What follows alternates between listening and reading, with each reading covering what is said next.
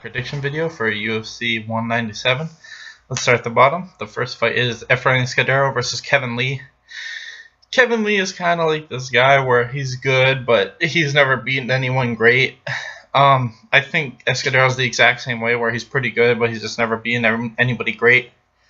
I'm going to go with Escudero. I just feel like even though he lost his last fight, he looks like he's on the upswing. I feel like Kevin Lee just is kind of weirdly inconsistent. I feel like this could go either way. I think that they're pretty similar, but Kevin Lee's younger, so he could definitely win this, but I just have a feeling Escudero is going to pull off the upset. Probably win by submission or TKO. Sorry, I'm just not feeling great, guys. Next is Marcus de Lima versus Clint Hester, and I think Marcus de Lima, his last fight, he was winning. I think he just made a mistake and dived on that guillotine and burned himself out, but I think if he hadn't done that, he probably would have won by knockout or TKO. So I think he's a good fighter. He just made a mistake in his last fight. I feel like Clint Hester is kind of moving up because he's too muscular for 85, but I don't think he's big enough for 205. I think that he should be an 85, or he just needs to lean out, and I think that that's going to hurt him. I think punching power-wise, Marcus de Lima's got the advantage, and I think he's used to fighting guys even bigger than Clint Hester. So, I feel like there's just no way that Clint Hester is going to be able to threaten him the way that bigger guys have threatened him. So I'm going to pick de Lima. I say he wins by TKO. Next is Walt Harris versus Cody East. And these are two strikers, but Cody East looks like he's a really strong up-and-comer, and I don't think he's ever been knocked out. As where Walt Harris, I think all of his losses are losses by knockout or TKO, and he gasses really hard. So I'm going to pick Cody East. I think he's just the stronger looking prospect, and I don't think he's been finished, as where Walt Harris, all of his losses are by knockout or TKO. Next is Glaico Franca versus James Vick, and I don't know why they're doing this. James Vick's already won 4 or 5 straight in the UFC. He should be getting top 15 guys at this point. Glaico Franca, he just won the Ultimate Fighter Brazil. I think this is like the 3rd or the 4th one. I feel like he should be getting somebody else who's like 1 or 2-0 to build himself up. I just feel like it's a mismatch in terms of where they're at right now. And I think James Vick will probably be able to get this fight to the ground and win by submission. Like I said, I just feel like at this point in their careers, James Vick is much closer to top 15 than Glaico is. So just a little bit of a skill-wise gap right now. Next is Carla Esparza versus Juliana Lima. And this is also kind of a little bit of a skill gap fight. I think Carla Esparza will be able to hit takedowns on this chick and probably win by submission.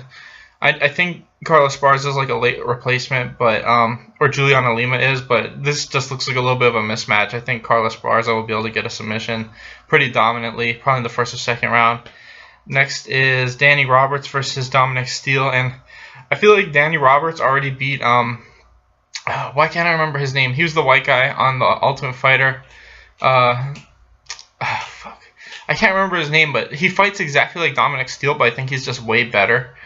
And I feel like this is going to be exactly like Danny Roberts' last fight against that white wrestler dude who he submitted. I'm sorry, I can't remember his name.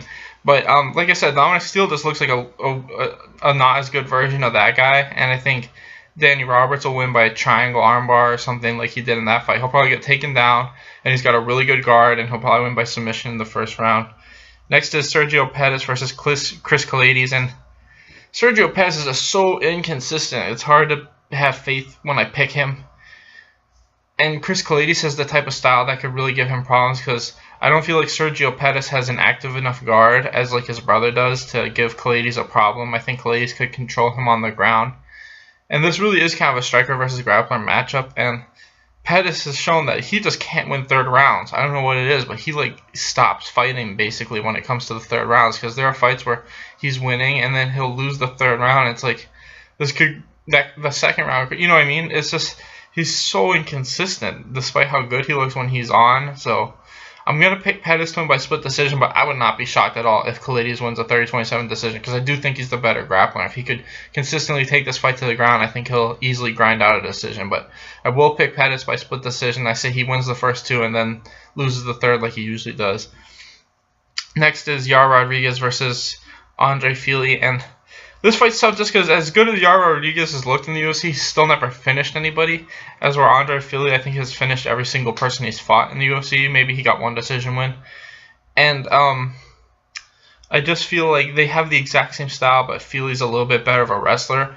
and I think that could be the difference. So I'm gonna pick Fili. I do think this has a strong possibility of this or the Pettis Barboza fight. I think is gonna be fight of the night. But I do think Fili will win by like split decision. I think that he'll be hitting more takedowns than Yarde will, and I think that's gonna rack up points for him. Next is Robert Whitaker versus Rafael Natal, and this just feels like they're kind of giving Robert Whitaker one more top 15-ish guy before they give him a top 10 guy. And to me, I feel like this is a bad matchup for Rafael Natal. I feel like he won't be able to get this fight to the ground, and striking-wise, Robert Whitaker has knocked out much higher-level strikers than Natal.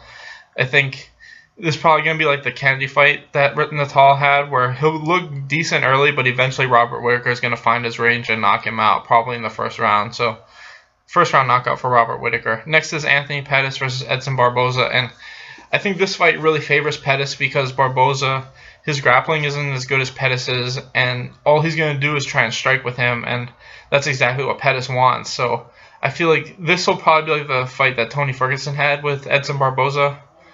Somewhere between that and like the Michael Johnson fight, where it'll look good early, and then as the fight goes on, Pettis will start to gain momentum and probably get a finish late second, early third. But I do expect this fight to be great until Pettis finishes him. So I just feel like Pettis has just too many advantage. So probably, like I said, late second, early third finish for Pettis. Next is Demetrius Johnson versus Henry Cejudo, and I actually do think Henry Cejudo can win this fight. Will he? I have no idea. I'm still going to pick Henry Cejudo. I just feel like he has a huge advantage wrestling. And my biggest fear with Henry Cejudo is, will he be able to make the weight, and what will his cardio look like? I think if he can make this weight, and if his cardio holds up for 5 rounds, he could definitely get a pretty close decision here. I'm going to pick Cejudo by decision, like let's say 48-47, but it's really tough to tell because I've never seen him go 5 rounds, and he's only just recently consistently started making this weight, so we'll definitely see. But Henry Cejudo, 48-47 decision. Next, Jon Jones versus OSP, main event. I don't know how to describe this. I just feel like I want OSP to win just because I feel like Jon Jones is a guy who's cheated before. He's done shit and he's done illegal shit, but this is a horrible matchup for OSP. Let's just be straight up. His wrestling is shit. Once this fight gets to the ground, Jon Jones is going to finish him like that. I mean, it's not even going to be close once this fight gets to the ground. I mean, Ryan Bader, Glover Teixeira, and even Patrick Cummings before he got knocked out, all those guys were dominating the crap out of OSP as soon as the fight hit the ground. I feel like OSP is not that great when it comes to grappling. I think striking-wise, these guys are probably dead even, but that's not going to matter because I guarantee as soon as Jon Jones feels like he has any trouble, he'll just take him down. And once he gets him to the ground, he's not going to get back up. I want to pick OSP so bad because I want him to win, but it's not realistic. There's just no way he can win this fight because he's going to get taken down eventually, and once that happens, he's not going to get back up. So I'm going to pick Jon Jones to win by first round submission only because OSP is just not skilled enough to beat him. Unless he catches him. I mean, he could. If Jon Jones doesn't want to wrestle with him and they just decide to strike, it could go either way, but that's not going to happen. As soon as Jon Jones sees an opening to take him down, he's going to take him down and submit him. So even though I want to pick OSP, he's just not going to win this fight. Jon Jones by first round submission. Anyway, thanks for watching, guys. Please like and subscribe.